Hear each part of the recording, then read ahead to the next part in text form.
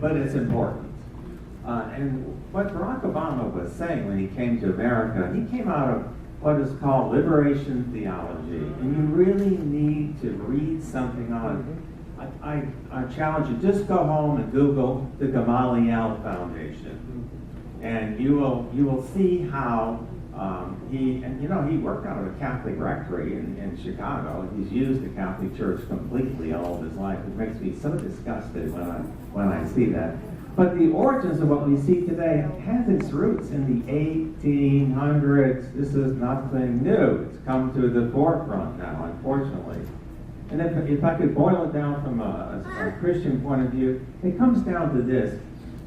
Who's on center stage, God or man? Well, you can go all the way back and you can, I'm using the term classical liberalism in its proper sense, but you can see the rise of classical liberalism. And classical liberalism said that we don't need God anymore. We're going to move God off the center stage and man is going to take center stage. But they've done. And then, of course, you saw the height of that. I went to Auschwitz in May, and still, I haven't gotten over that experience. But it struck me, this is the height of what man can do. This is all man is about, is death. Really, that's all man's about.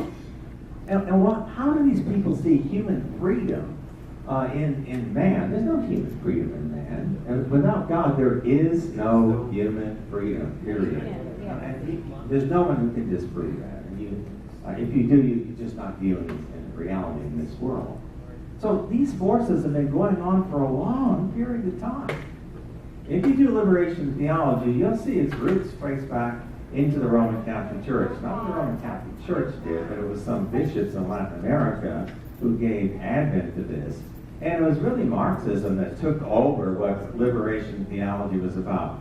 We believe Christ is the only liberator in the world. That's liberation theology. Oh, no. They moved Christ off and they moved man on the center. And they've done very skillfully to the point where even in the Catholic Church, we kicked out a priest in Chicago who literally abandoned the church and just bought this whole Marxism. It was like syncretism. Syncretism is a big word in theology, means a blending. And they tried to blend Christianity and Marxism together, and they dumped out Christianity in the process. Because they believe in man, they don't believe in God. So this has been going on for almost 200 years. This is nothing new. That's why there are idiots like me who like political theory. It's very important. Our forefathers came out of this whole political theory. What made the United States Constitution very different than what you see in the world? And what has our preamble said? Everything, all rights, everything comes from God. But when you take God out of the picture, man is left and there's no human freedom. That's why you got to know these theories. You got to know where Barack Obama came from and the school that he came out of. You think Reverend Wright? He was one of the leading liberation theologians in the United States, black liberation theology. And the media I was so sick during that election. They just ignored the whole thing. They didn't want you to know the truth. And to this day, most people don't know the truth or how this has been coming on for well over 100 years. So you got to know some of these major ideas because it just didn't happen yesterday. And it's not going to go away either in a day, but we have to continue to fight it and bring about the change. And there's only one liberator in this world, that's Christ.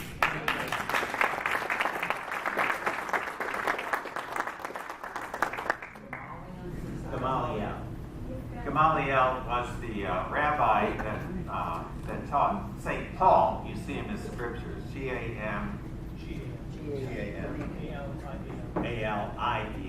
Gamaliel. The Gamaliel Foundation. Why don't you pass up the question? Ron, we're going to hold the questions to the end here, okay? Okay, well, who you pass them to? Do you pass them to them or you just hold them and speak to them? Okay, very, very enlightening. Thank you, gentlemen. So that brings us to what is the church's role and our responsibility in America's future?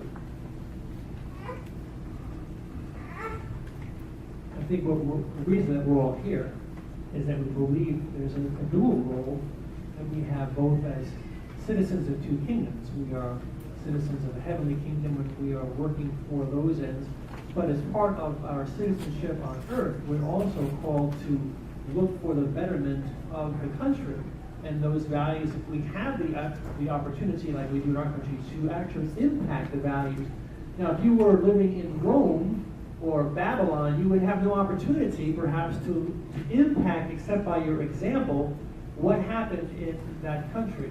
But because we're in America, we have the opportunity to impact the values, and I believe it's our responsibility, and throughout history, our pastors and other churches have said we are responsible for the things that happen legislatively in our country. So we have a dual citizenship. But again, I believe that the real change is going to happen when we begin to live out what God has called us to do. And one person coined a term a few years ago called random acts of kindness, that people begin to see something different about us, and that our lives become the opportunity for people to say, what's different about you? St. Peter says, always be prepared to give a reason for the hope that is in you. Now what that means is somebody's going to ask you, why are you different? And it's going to come by you investing in the lives of others. We have just tell you a little story about a ministry, two ministries we began at Calvary. We believe God called us to. The first was an ESL ministry. So last year, it was our second year, we had 30 people coming to our ESL class, plus people, their children as well, and developed a program for them. Well, we had a woman come in March for the first time to our country. She was a lawyer from Iran. And she came to visit her sister and parents for the first time in America. They had been wanting to sponsor her for years. She never wanted it. So she comes to the country. She drives her parents to the ESL class and comes for herself to learn English. And there, that night, the pastor's wife who was teaching had prepared a PowerPoint. And there in Farsi, her language is John 3:16. She sees the gospel for the first time in her own language coming to the class. She is overwhelmed by the love she's experienced through our congregation.